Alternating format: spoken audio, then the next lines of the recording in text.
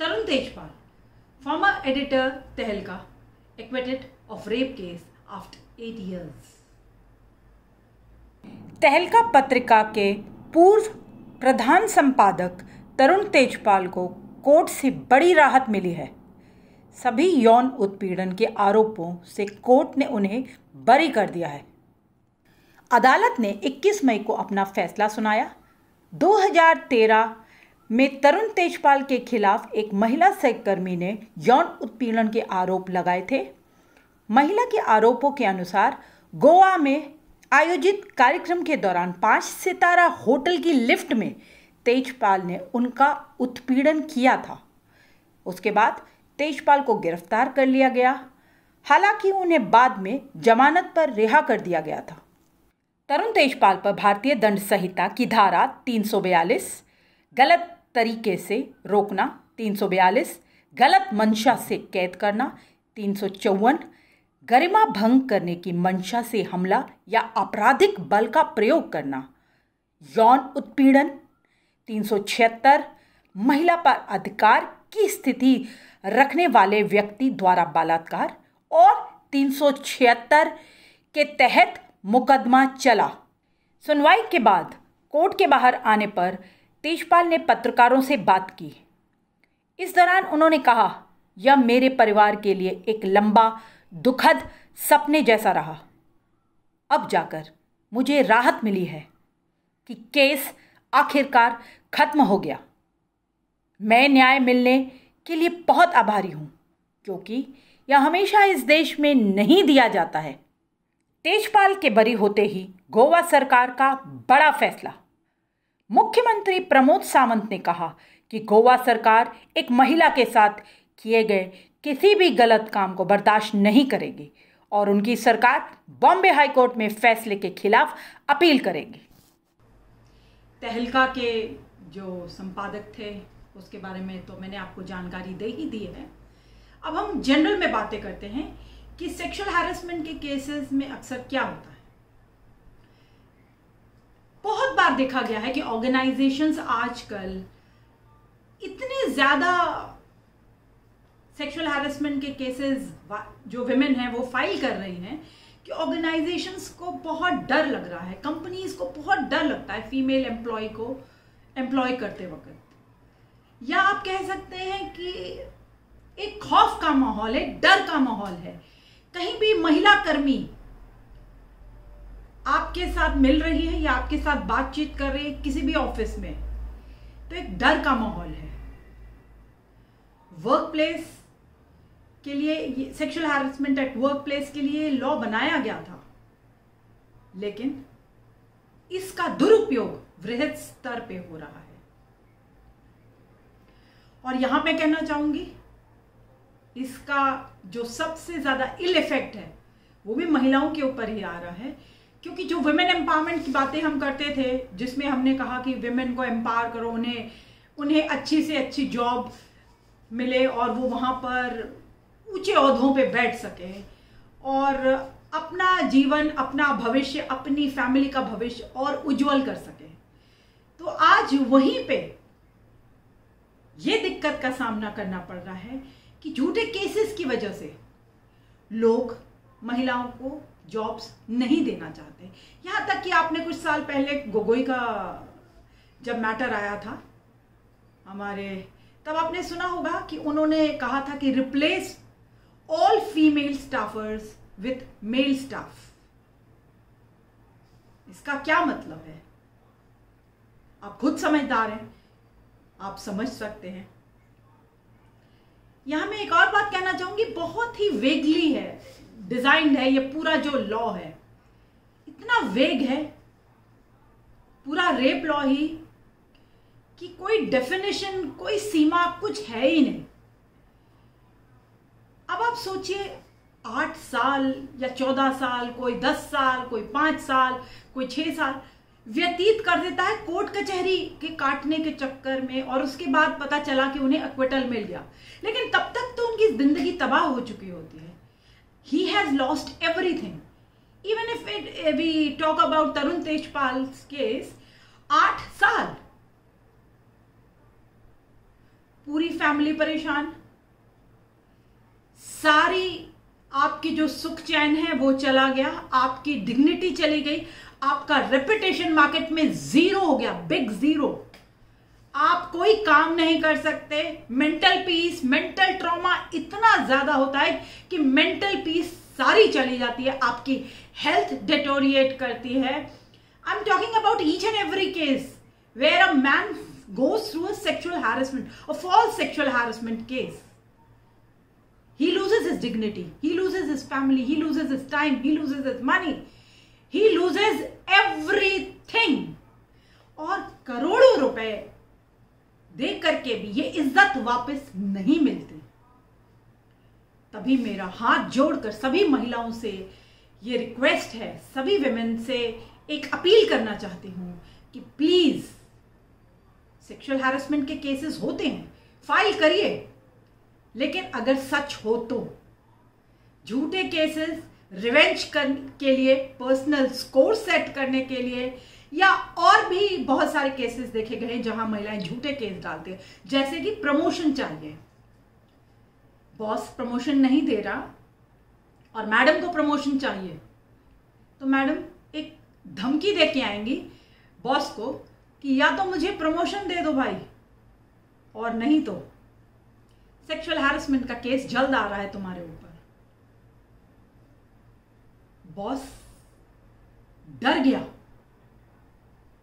और फटाफट प्रमोशन दे दिया तो नेक्स्ट डिमांड आ सकती है, और अन्यथा you are gone, you are totally finished, क्योंकि उसके बाद आपको नेम एंड शेम करा जाएगा। उसके बाद आपको सलाखों के बाद पीछे भेजने की तैयारी की जाएगी, सारे और तमाम एलिगेशंस आपके ऊपर लगाए जाएंगे, और एक बात कहना, उसको सोशल मीडिया पे डालिए या ऑफिस में बोलिए, उसमें ही पूरा चरित्र हनन हो जाता है, कैरेक्टर असैसिनेशन हो जाता है, और पहले दिन से ही हम उस पुरुष को बलात्कारी मान लेते हैं। हम मान लेते हैं कि वही सेक्सुअल हैरेसर था। कभी हम एक मिनट के लिए भी नहीं सोचते कि शायद इस महिला ने झूठा केस डाला होगा। ये तो मन में आती ही नहीं बात। ये मेरे कहने के बाद भी कुछ लोगों के मन में ये बात नहीं आती, वो सोचते शायद मैं झूठ बोल रही होंगी। लेकिन फर्क सिर्फ इतना है, जब आपके ऊपर बीतती है, आपके लव्ड वंस के ऊपर बीतती है, तब आप उसे मानते हैं कि हाँ सच में ऐसा होता है। जब तक किसी और के घर में हो रही है, जब तक कोई और इसका विक्टिम है, तब तक आपको लगता है everything is fine, everything is okay, I should keep quiet, मेरे को बोलना नहीं है। आप उनकी बात कर रहे हैं, यहां तक कि जो विक्टिम्स है, जो फॉल्स सेक्सुअल हैरेसमेंट केसेस के विक्टिम्स होते हैं पुरुष, वो भी मौन धारण करके रखते हैं, शर्म के मारे कुछ नहीं बोलते, सोचते हैं कि सिर लज्जा से पहले ही बहुत झुका हुआ है, अब बात करेंगे तो पता नहीं और क्या क्या होगा हमारे साथ, इसलिए वो शर्म के मारे चुप रहते हैं। लेकिन मेरा उनसे अनुरोध है कि आप चुप मत बैठिए, बताइए, शेयर करिए, लोगों को बताइए। जब तक आप बताएंगे नहीं, दूसरों को भी हौसला नहीं मिलेगा। हर किसी के मन में यह दर्द छुपा है, लेकिन बोलने से डरते हैं। आप उन्हें हौसला दीजिए, आप उनकी ताकत बनिए। Each one speak. I request all men to speak up. ये मेन टू जो आया था वो हम इसीलिए लेके आए थे कि आप लोग अपनी बात मुझसे शेयर करें। मैं आप सभी से रिक्वेस्ट करूंगी कि आप लोगों के पास जितने भी ऐसे केसेस हों, वो आप मुझे मेरे ट्विटर पे डीएम कर सकते हैं, या आप मुझे यूट्यूब पे ही मैसेज ड्रॉप कर सकते हैं। अगर कोई वीडियो पे, कैमरा पे, ऑन कैमरा, या तो वीडियो बना के भेजिए मुझे, या ऑन कैमरा कोई बोलना चाहता है कि कैसे उसके साथ सेक्सुअल हैरेसमेंट का केस झूठा दर्ज कराया गया और उसके बाद कैसे उनकी लाइफ तबाह की गई। क्योंकि आमतौर पर देखा जाता है कि कोर्ट हो या पुलिस हो, प्रशासन हो, कोई भी, पुरुष की तो कहीं सुनवाई है नहीं। लेट देम डाई, या जाने दो उन्हें कोर्ट कचहरी में 8 साल 10 साल कितने भी साल निकल जाए, क्या फर्क पड़ता है, लेट देम डाई, मरने दो सालों को। यही वाला इनका एक जो थियोरी है यही चल रही है। ये रवैया जो है बहुत गलत है, चाहे वो पुलिस का रवैया हो, चाहे कोर्ट्स का रवैया हो, चाहे किसी का भी रवैया हो, क्योंकि मेन आर ह्यूमन टू। अगर उनके साथ कुछ गलत हो रहा है, अगर उनके साथ नाइंसाफी हो रही है, तो उसके लिए भी बराबर आवाज उठानी होगी, उन्हें भी इंसाफ दिलाना होगा। महिलाओं के लिए बहुत सारे कानून हैं, क्योंकि पुरुषों के लिए एक भी कानून नहीं है। लगातार इस विषय पे मैं बातचीत करती आ रही हूँ, इसलिए अब समय आ गया है कि सारे लॉज को जेंडर न्यूट्रल किया जाए और पुरुषों को भी एक प्लेटफॉर्म दिया जाए, एक मेंस कमीशन बनाया जाए जहां पे वो अपनी ग्रीवेंसेस शेयर करे, अपनी पीड़ा रख सके। जब भी किसी के ऊपर झूठा केस फाइल किया जाए, तब वो सामने आकर अपनी बात खुलकर रख सके और उनका पक्ष भी कोई सामने रख सके। उनके लिए एक हेल्पलाइन होना चाहिए, उनके लिए काउंसलिंग होनी चाहिए, क्योंकि ऐसे पुरुष आमतौर पे देखा गया है कि मानसिक पीड़ा से बहुत बहुत ज्यादा ग्रसित हैं। उनका जो हेल्थ है वो भी उनकी डेटोरिएट होती है, उनको तमाम बीमारियां लग जाती हैं, उनके परिवार में जो लोग हैं सबकी सुख शांति चली जाती है, उनको सिर्फ याद रहती है तो कोर्ट की डेट। और अभी हाल में ही कोरोना काल में तो आप देख ही रहे हैं कि कितना ज़्यादा मेंटल डिसबैलेंस है, मेंटल हेल्थ के ऊपर काम करने की बहुत ज़्यादा ज़रूरत है। और उसी दौरान ये जो फॉल्स केसेस हैं ये भी बढ़ते जा रहे हैं, ये कहीं नहीं थम रहे, ये आए दिन बढ़ते जा रहे हैं। तो हमें सोचना होगा, mental health matters, each and every one should speak up. अगर उनके साथ कुछ भी गलत हो रहा है तो आपको गवर्नमेंट से ये रिक्वेस्ट करना चाहिए कि आपके लिए एक हेल्पलाइन होनी चाहिए जहां पे आप अपनी प्रॉब्लम को शेयर तो कर सके और वहां आपकी सुनवाई हो। जो काउंसलिंग के लिए लोग बैठाए हैं उनसे मेरी सबसे एक ही रिक्वेस्ट है कि 24/7 अभी इस देश को काउंसलर्स की जरूरत है, क्योंकि बहुत लोग डिप्रेस हैं और डिप्रेस में सुसाइडल हो रहे हैं। बहुत सारे लोग सुसाइड की ओर जा रहे हैं, जो कि बहुत ही गलत है। India is turning into suicide capital. हमें इस बारे में ज़रूर सोचना होगा। यहाँ पर देखा जा रहा है कि इतने सारे झूठे केसेस आ जाते हैं, उस वजह से ना तो पुलिस को टाइम मिल रहा है, ना कोर्ट्स को टाइम मिल रहा है जो रियल केसेस है उन पे वर्क करने का। तो कृपया झूठे केसेस ना फाइल करें। और मेरी पुलिस से भी एक रिक्वेस्ट है कि वो लोग प्रॉपर इन्वेस्टिगेशन करें, फेयर इन्वेस्टिगेशन होना चाहिए।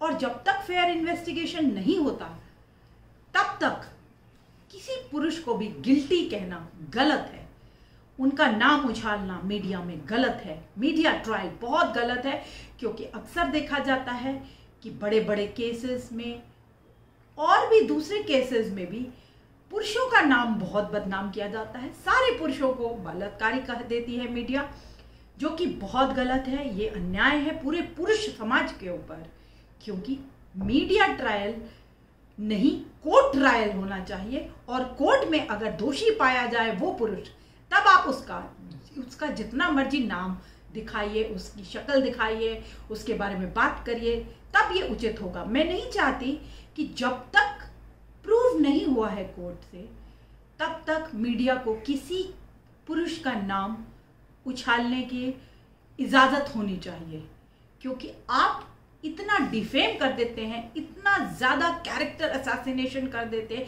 इतना ज़्यादा टार्निश कर देते हैं किसी भी पुरुष की इमेज को कि सारी दुनिया उन्हें बलात्कारी करार कर देती है। और आप तो ऑलरेडी कर ही चुके हैं, तो फिर कोर्ट्स में क्यों जाना है या पुलिस स्टेशन में क्यों जाना है या FIR क्यों लिखानी है, अगर मीडिया ट्रायल में ही सब कुछ स्पष्ट रूप में निकल के आता है। तो एक बात जो मुझे लगता है बहुत इम्पॉर्टेंट है वो ये है कि जो भी महिला ये फेक केसेस डालती है उनके ऊपर कड़ी से कड़ी सजा का प्रावधान होना चाहिए, क्योंकि आप एक पुरुष की ज़िंदगी बर्बाद कर रहे हैं।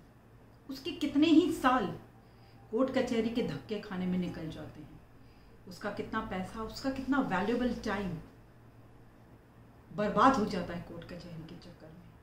वो किसी बलात्कारी से कम नहीं है, वो पुरुष का बलात्कार है जो कि रोज हो रहा है। तो इसलिए सख्त से सख्त सजा होनी चाहिए उस महिला को। और यहां मैं देखती हूं कि कितने ही केसेस हैं जहां पे ये साबित भी हो जाता है, पुरुष को एक्विटल भी मिल जाता है कोर्ट से।